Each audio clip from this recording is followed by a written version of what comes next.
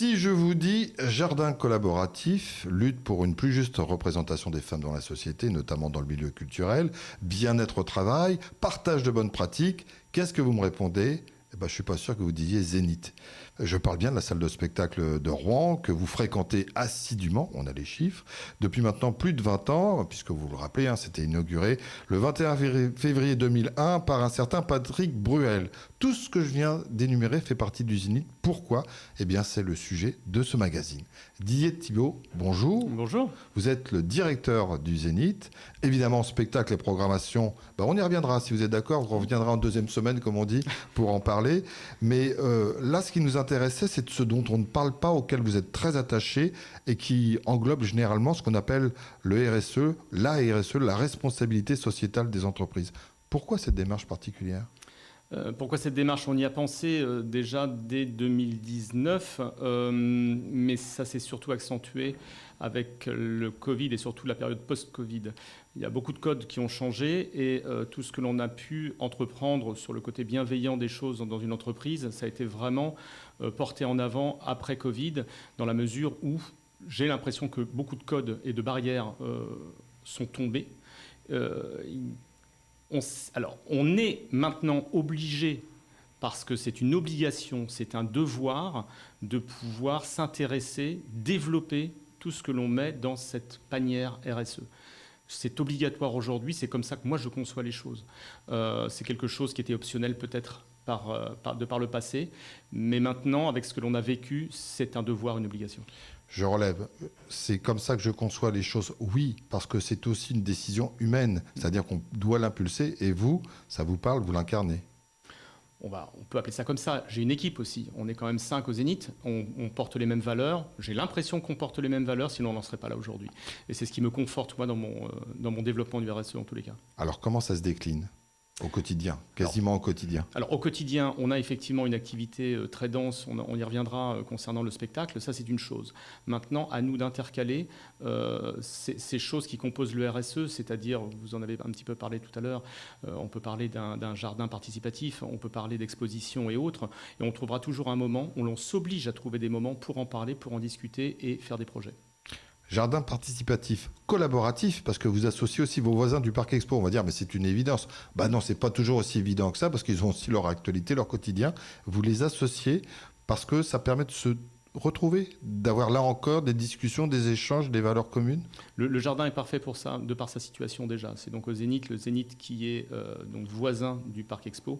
Et on travaille ensemble à l'année, déjà côté spectacle et côté entreprises qui viennent exposer au sein de nos bâtiments, mais aussi, et ce qui est la déclinaison, c'est sur le jardin de permettre aux salariés, que ce soit salariés du Zénith et du Parc Expo, de pouvoir travailler ensemble 1 ou 2 fois par mois. On se réunit entre midi et 2, ce qui nous permet déjà de discuter d'autres choses peut-être que du travail et autour d'un projet jardin qui est plutôt de la bienveillance.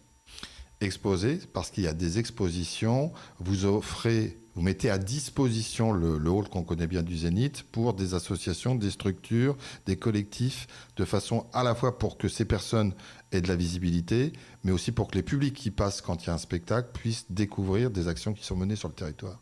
Complètement. Le fait est, c'est qu'on ne fait pas des expositions. Pour l'exposition en tant que telle, le public vient d'abord voir un spectacle. Oui. À partir de là, nous, on considère qu'avoir un bâtiment comme le nôtre, un hall comme le nôtre, uniquement à destination de spectacle, maintenant, comme je disais tout à l'heure, les codes ont changé, ce qui veut dire qu'on peut utiliser ce hall pour d'autres choses, et notamment mettre un espace à disposition pour les artistes locaux ou pas locaux, tout dépend du thème de l'exposition, et permettre à des artistes d'exposer selon un fil rouge quand même qui est bien déterminé, parce qu'on défend aussi certaines valeurs, notamment l'égalité homme-femme, la lutte contre les violences sexuelles et sexistes. À partir de là, ces artistes qui rentrent dans ce créneau-là peuvent exposer chez nous. Ce qui permet au public de venir, de se confronter, je dis bien confronter parce que le public ne le sait pas forcément quand il vient voir un spectacle de soprano ou autre, il va se retrouver immergé dans cette exposition, il va aimer ou pas aimer. L'essentiel pour nous, c'est qu'il puisse peut-être, une frange de ce public puisse revenir dans une exposition dans Rouen ou ailleurs.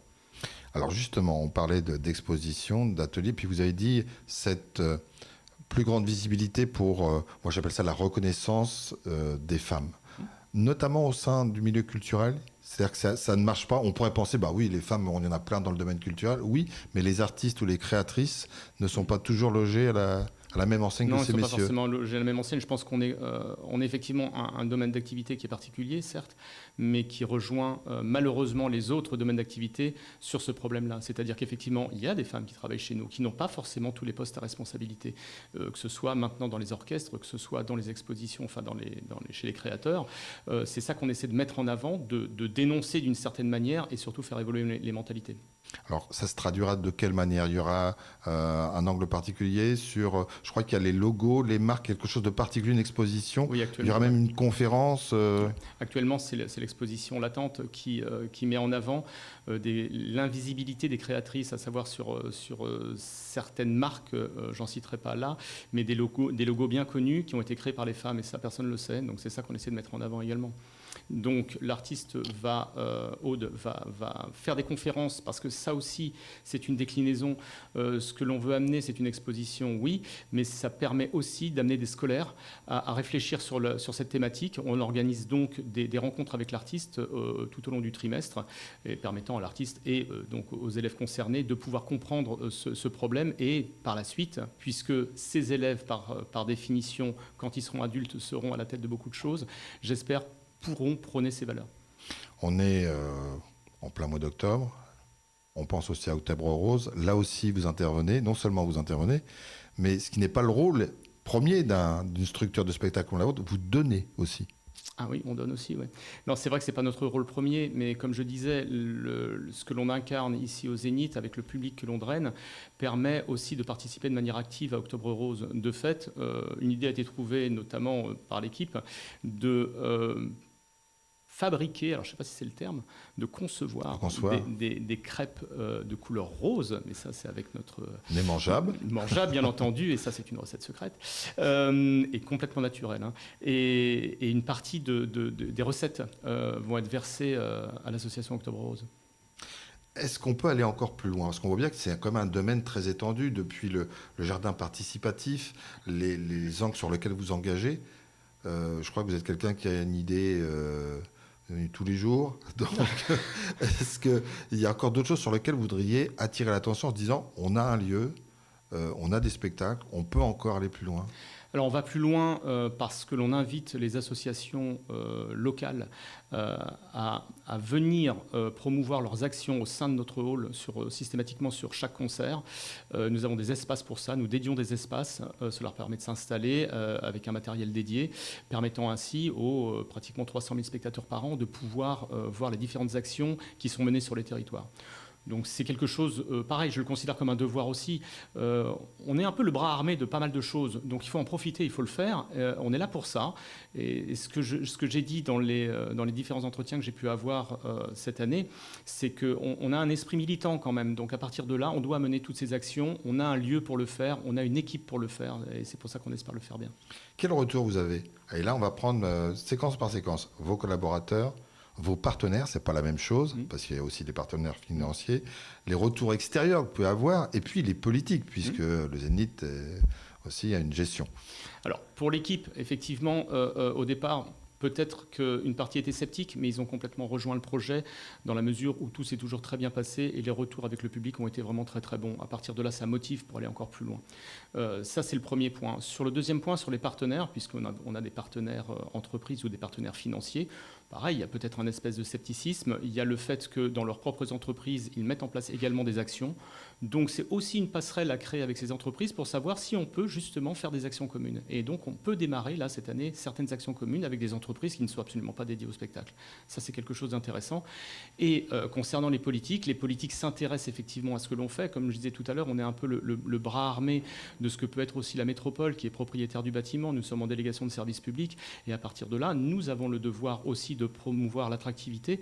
Et c'est une façon de promouvoir cette attractivité en présentant justement toutes les forces locales. Eh bien, merci de toutes ces précisions. C'était important qu'on ait un magazine sur la face cachée qu'on ne connaît pas du Zénith. Si vous êtes d'accord, je vous propose de revenir à un prochain mag, mais pour parler un peu de programmation. Avec grand plaisir. Eh bien, écoutez, on vous accueillera nous aussi avec beaucoup de joie.